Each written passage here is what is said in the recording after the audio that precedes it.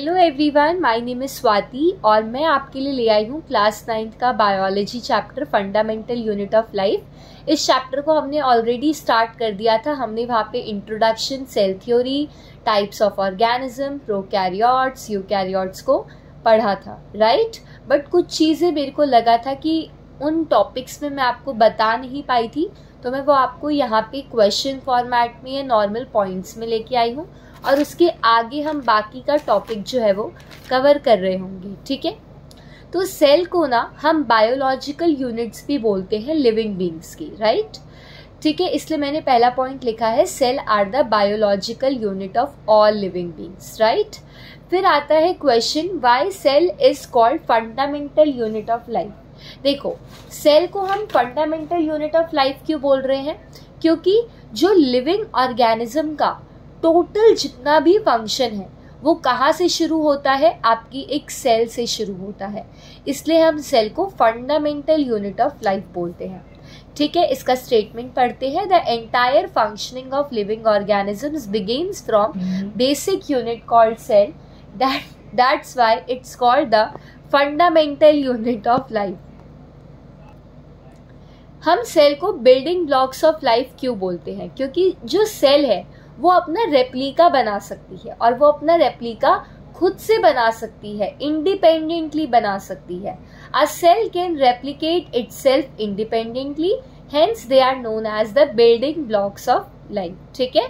क्योंकि सेल अपना रेप्लिका यानी कि अपना फोटोकॉपी खुद बना सकती है, इसलिए हम उसको बोलते हैं बिल्डिंग ब्लॉक्स ऑफ लाइफ। फिर आप देखेंगे फ्लो चार्ट बड़ा प्यारा है। सेल से हमारा टिश्यू बनता है, टिश्यू से हमारा ऑर्गन बनता है, ऑर्गन से ऑर्गन सिस्टम बनता है, फिर जाके एक प्यारा सा लिविंग ऑर्गेनिज्म तैयार होता है। फिर उसके बाद आपको मैं डिस्कवरीज बताने वाली थी, मैंने बता चुकी हूँ मैं ऑलरेडी आपको डिस्कवरीज, बट मेरे को आपको ये एकदम टैब्यूलर फॉर्म में बताना था। एंटोन वैन लीeuwenhoek 1674 में उन्होंने प्रोटोजोआ और बैक्टीरिया को डिस्कवर किया था। बेसिकली उन्होंने क्या डिस्कवर किया था, लिविंग सेल को डिस्कवर किया था, राइट। देन रॉबर्ट ब्राउन ने 1831 में उन्होंने सेल के न्यूक्लियस को डिस्कवर किया था। उन्होंने कहा था कि सेल के अंदर एक स्ट्रक्चर है जिसका नाम है न्यूक्लियस। फिर उसके बाद आते हैं Schleiden and Schwann. Schleiden and Schwann ने 1838 और 1839 में सेल थ्योरी को प्रपोज किया था और आप सबको मैंने सेल थ्योरी ऑलरेडी इस चैनल पे बता चुकी हूँ। तो आज आपकी बारी है, आप मेरे को कमेंट सेक्शन में बता के जाएंगे सेल थ्योरी क्या होती है और फिर मैं आपके कमेंट्स को पिन करूंगी, राइट।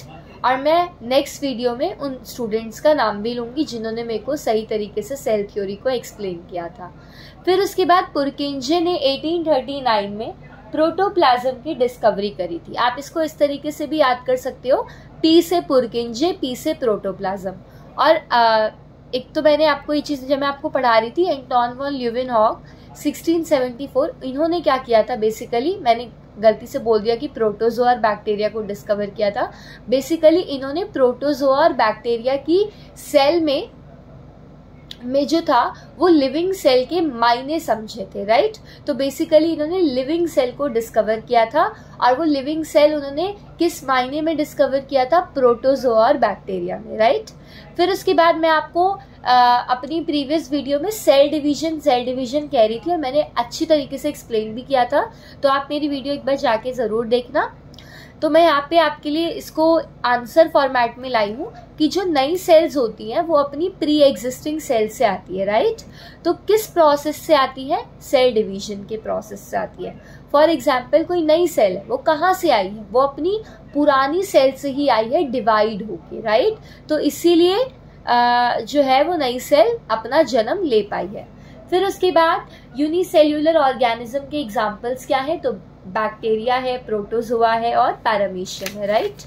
फिर उसके बाद हम बात करते हैं कि मल्टी सेल्यूलर ऑर्गेनिज्म के एग्जाम्पल क्या है। देखो, ह्यूमंस है, एनिमल्स है और आपका प्लांट्स भी है, राइट। मैं एक बार प्लांट्स लिख देती हूँ, तो मैंने यहाँ पे प्लांट्स भी आपका मेंशन कर दिया है। देखो, सेल के डिफरेंट साइज को जानते हैं। देखो, सबसे छोटी सेल ना माइकोप्लाज्मा होती है। माइकोप्लाज्मा क्या है, एक तरीके का बैक्टीरिया है, ठीक है, माइकोप्लाज्मा कह लो या पीपीएलओ कह लो। अब आप बोलोगे पीपीएलओ क्या होता है, तो पीपीएलओ मैंने यहाँ पे बड़ा बड़ा लिखा है, प्लूरो निमोनिया लाइक ऑर्गेनिज्म। और लार्जेस्ट सेल कौन सी होती है, ऑस्ट्रिच एग। ठीक है, ये माइकोप्लाज्मा और ऑस्ट्रिच एग का फोटो मैं आपकी कम्युनिटी पोस्ट में अपलोड कर दूंगी, तो आप वहां से चेक कर लेना, राइट। सेल की डिफरेंट शेप भी होती है, देखो बोन सेल स्पिंडल शेप की होती है, ओवन स्फेरिकल शेप की होती है, नर्व सेल ब्रांच्ड और इलोंगेटेड होती है। तो आपको इन 3 सेल की शेप जरूर और जरूर आने चाहिए। और बाकी जो भी सेल की शेप है आपके एनसीईआरटी में, वो मैं आपकी कम्युनिटी पोस्ट पे अपलोड कर दूंगी, तो अपडेटेड रहिएगा और चैनल को सब्सक्राइब कर लीजिएगा, ठीक है। फिर उसके बाद हम पढ़ रहे हैं सेल के कंपोनेंट्स, ठीक है। ये प्यारा सा मैंने आपके लिए ये पूरा एक्सप्लेन करने के लिए मैंने बनाया है, लिखा है पूरा, तो आप भी प्लीज़ इसका स्क्रीनशॉट ले लेना और इसको अपनी नोटबुक में ज़रूर अपलोड कर लेना। इससे आपको एक ओवरव्यू मिल जाएगा कि सेल के कंपोनेंट्स क्या है, राइट।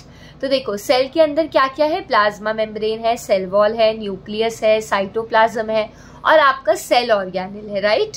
तो प्लाज्मा मेम्ब्रेन क्या होता है, plasma membrane is the outer most covering of cell. आपके सेल की जो सबसे बाहरी परत है, that is your plasma membrane. Plasma membrane permits the entry and exit of some material.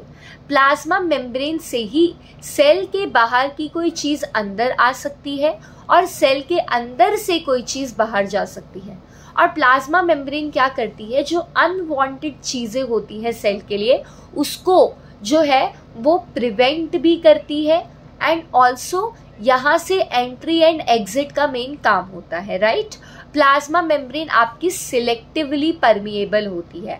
Question आ जाता है why plasma membrane is selectively permeable, तो इसका आंसर अभी आपको जस्ट थोड़ी देर में मिल